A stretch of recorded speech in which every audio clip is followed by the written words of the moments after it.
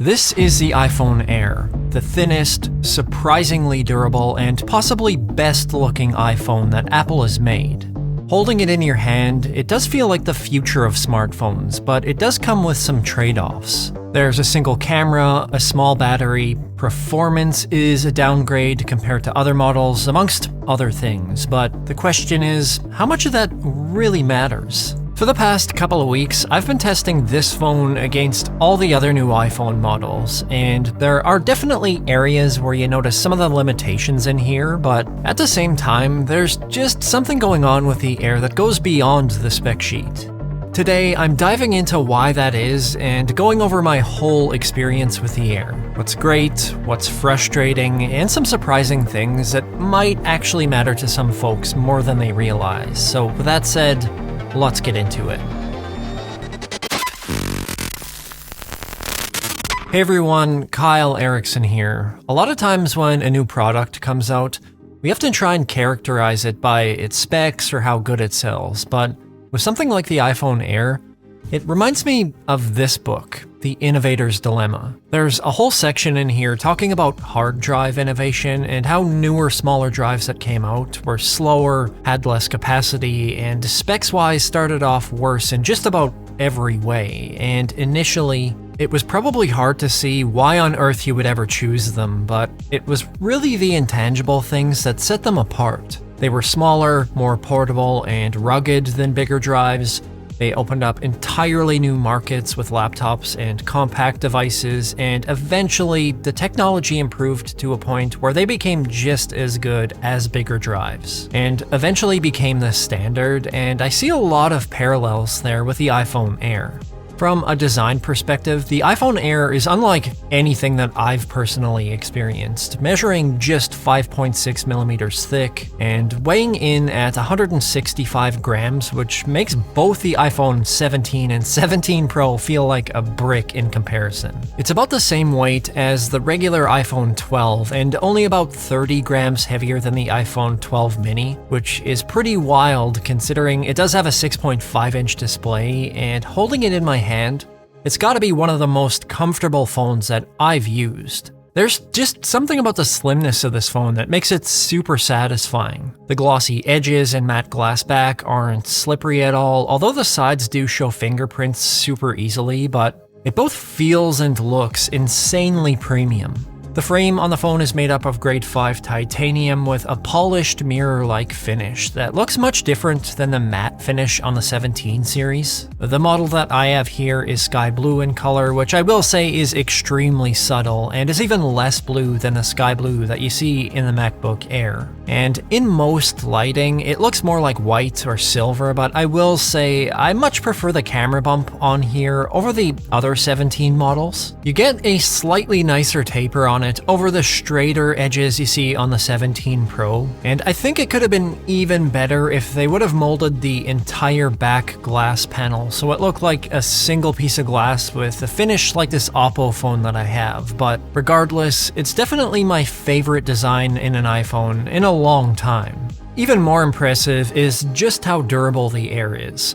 Not only does this have the same IP68 rating as most smartphones have, but despite this being so thin, it's been tested to be one of the strongest iPhones ever made, and in my own use, it's held up surprisingly well. I've been using it mostly caseless outside of airports because it kind of feels like a crime to put a case on, but I don't have any scratches or marks anywhere, although I have seen some people who have had scratches on the back glass, but just like the iPhone 17 and 17 Pro, the screen has the all-new Ceramic Shield 2 coating that has 3 times more scratch resistance over previous models. And I gotta say, this display is fantastic. That is a 6.5-inch ProMotion display, which, again, has the exact same specs as the rest of the new iPhones. Of course, you get that 120Hz variable refresh rate that drops all the way down to 1 Hz, which, By the way, I think that refresh rate is one of the reasons why Apple focuses on video playback when talking about battery life, which we'll get into in a bit, but that can drop down to the frame rate of video content, which makes motion look outstanding on here, games look and play super smooth, and you get that 3000 nit peak outdoor brightness with the new anti-reflective coating, so it's relatively easy to see in bright, sunny areas. As always, color accuracy is fantastic, making this great for not only viewing content, but for things like editing photos or videos. You get deep blacks, great contrast, and I just love that you get all of this on a nice big display without having to compromise on weight. But outside of those things, you do have to start making sacrifices. For starters, while we're on the topic of watching content and consuming media, the speaker situation in here isn't great. The Air only has a single speaker at the top of the device at the earpiece, and the quality of that speaker is noticeably worse than every other current iPhone. It's quieter and doesn't have nearly the same amount of depth, so if you watch a lot of content or you're like me and you play audio through your phone speakers in the house, this is something that you're going to pick up on pretty quickly. It's just one of those areas where I think the tech isn't quite there yet. It's not bad by any means, and the same could be said for the camera system. You only get two lenses here, one on the front and one on the back, and don't get me wrong, these are both great cameras, but you just don't get the same versatility compared to most other phones. The back camera is the same 48 megapixel fusion sensor that's in the iPhone 17 that has an f1.6 aperture and 26mm focal length, which means it isn't quite as good as the 17 Pro, but it still takes pretty great photos. They're not really any different than the photos coming off of the main lens of the iPhone 17, where you see nice natural colors, great dynamic range, and plenty of detail.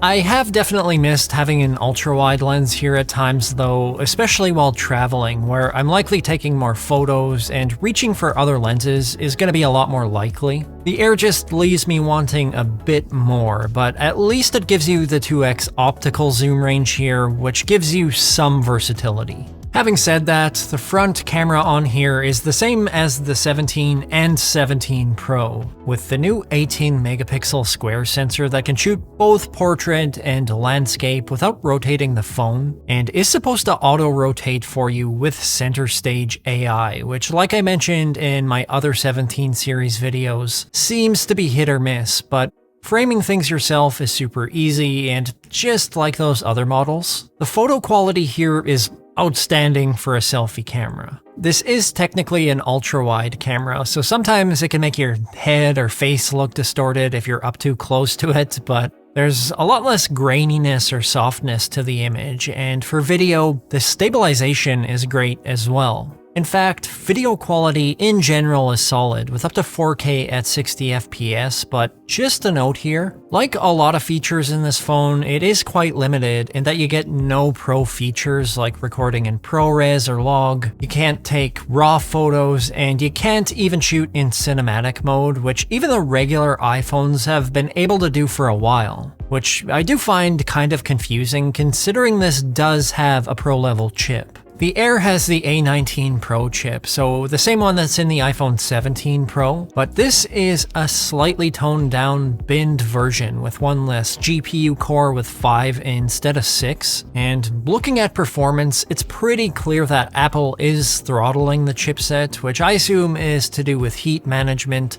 because of how thin and compact everything is, but there are some pretty interesting things going on here. In CPU benchmarks, the Air is about the same as the 17 Pro, with only a slight decrease in multi-core performance, which makes sense as things aren't really warming up here or running too long, but in GPU benchmarks, you start to see the Air back off with about a 13 to 25% drop in performance, depending on the test. Again, presumably to manage heat, which has been surprisingly good on here. With regular usage, it's gonna feel the same as most other iPhones. iOS 26 is super smooth, especially with a ProMotion display. Everyday things like social media, web browsing, and consuming content are all fantastic, and it's only when you get into resource-heavy tasks where things change a bit. With gaming, any game from the Apple Arcade runs without any issues. I've been addicted to this PGA Tour game for the past few weeks that has felt the same on all the iPhones that I've tested. But say if I jump into something super demanding like Wuthering Waves or Genshin Impact, the Air isn't as strong as the 17 Pro, where I occasionally see some frame rate drops or some stutter. That's also when it gets the hottest, topping out at about 43 degrees Celsius, which is very good for a phone. Outside of the 17 Pro, this is surprisingly one of the best phones that I've tested and is even better than the regular 17, so outside of performance throttling, heat really isn't an issue on here at all. With other resource-heavy use cases like photo or video editing, I wouldn't say that you notice much of a difference at all in how things operate, where chip performance likely isn't going to be an issue, but the one thing you notice when doing anything performance-intensive is the battery life, where this phone can be either really good or bad in the right scenario. I say the right scenario because this varies quite a bit depending on how you use the phone. Apple says that the battery life in the iPhone Air is about the same as the 16 Pro, and I did have my doubts about that, but honestly, I've been quite impressed with it so far. The 22 hours of video playback estimate I could actually see getting somewhat close to, where on a flight in airplane mode, watching videos that I had previously downloaded, I barely noticed any drop at all over 3 hours, which is likely due to that screen refresh rate dropping down to match the content and having no network connection active, which will reduce the power a lot. So this is where you're likely going to see the longest battery life, but everyday usage is a different story. Using this in my daily workflow, this has still exceeded my expectations, where I don't know that I notice a huge difference over my 16 Pro. I get just over 5 hours of screen on time with about 15% battery left at the end of the day, even with some lighter gaming on here, which is impressive given just how thin this is. That being said, if you're playing graphically demanding games, using external accessories or the camera a lot, or if you crank up the brightness all the way up, the battery drains noticeably faster. A couple hours of intense gaming can drop at 40 to 50%, which is definitely worse than the rest of the 17 lineup, but I think if you're a light to moderate user, the battery in the Air is going to be fine. You might want to throw it on a charger midday if possible just to make sure that you're topped up, but I'm honestly fine with it. And the thing that I notice more when it comes to power is the charging speed, which is noticeably slower than the 17 series. Wired charging maxes out at 20 watts, so fairly slow by modern standards. You can get about 33% in 15 minutes and about 60% in 30 to 40, but a full charge takes around an hour and a half, and feels a bit sluggish charging beside my iPhone 17 Pro.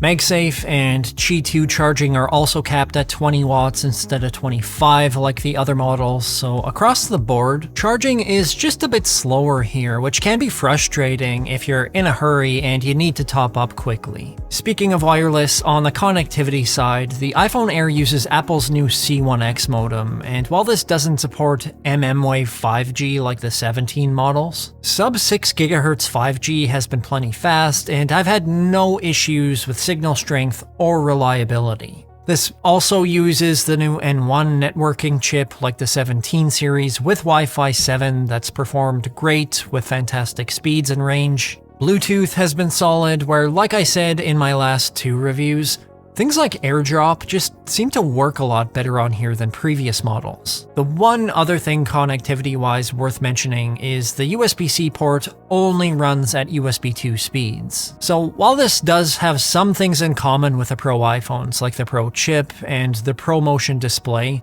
it's definitely by no means a Pro device. Part of me wonders why they didn't just put a regular A19 chip in here, because it's really not handling any of the Pro use cases, but like I said, I'm guessing that has all to do with performance and heat management, but in any case, this is a super impressive piece of hardware. If you value design and the general feel of a phone above anything else, In my opinion, there's really nothing like it, and it's without a doubt a really unique experience. In fact, if I was someone who didn't use the cameras on my phone and I was just using it for general usage, this is probably what I would choose, but I am really interested in seeing how this progresses and what stems from it. Right now, it's objectively worse in a lot of areas over other phones, but this definitely feels like the future of the iPhone, but I would love to know what you guys think. Have you had a chance to check one of these out? Could you see yourself using one, or will you be sticking with the regular iPhones for the foreseeable future?